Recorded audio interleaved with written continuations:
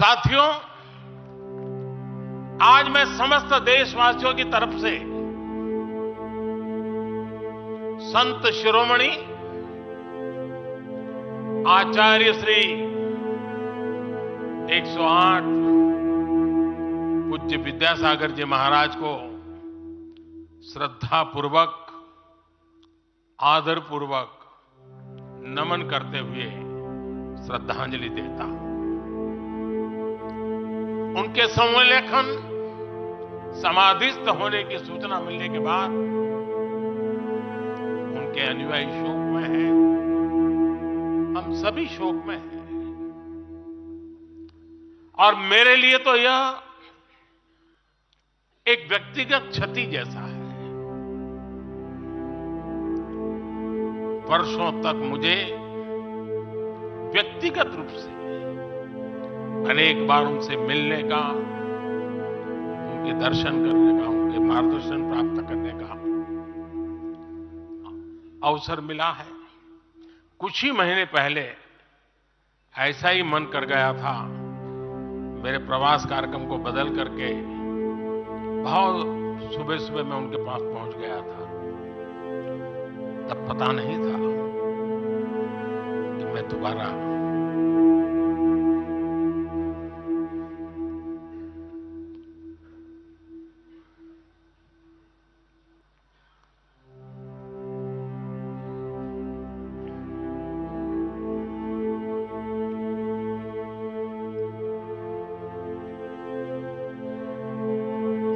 उनके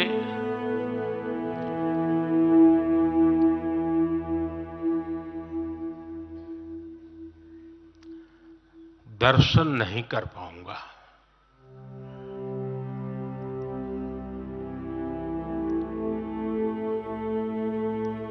ये मेरा सौभाग्य रहा है कि पिछले 50 से भी ज्यादा वर्षों से मुझे देश के गणमान्य आध्यात्मिक मूर्तियों के निकट रहने का, उनके आशीर्वाद पाने का अवसर रहा है। और इसलिए मैं उस आध्यात्मिक जगत की उस शक्ति को भलीभांति जानता हूं, समझता हूं, अनुभव करता हूं। आपको सुनकर के आश्चर्य होगा कि वे तो दिगंबर परंपरा से थे। उनका जीवन कैसा होता है हम जानते हैं, लेकिन शायद ही कोई ऐसी महत्वपूर्ण घटना ऐसी नहीं होगी या मेरी तरफ से कुछ महत्वपूर्ण किसी काम में मेरा संबंध आया हो, 24 घंटे के भीतर भीतर उसका एनालिसिस करके मुझे उनका संदेश आता था। यानी कितने जागरूक थे।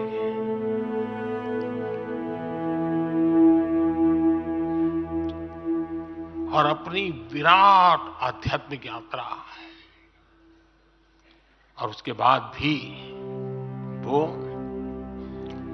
हम सबको हमेशा प्रेरणा देते रहे हैं।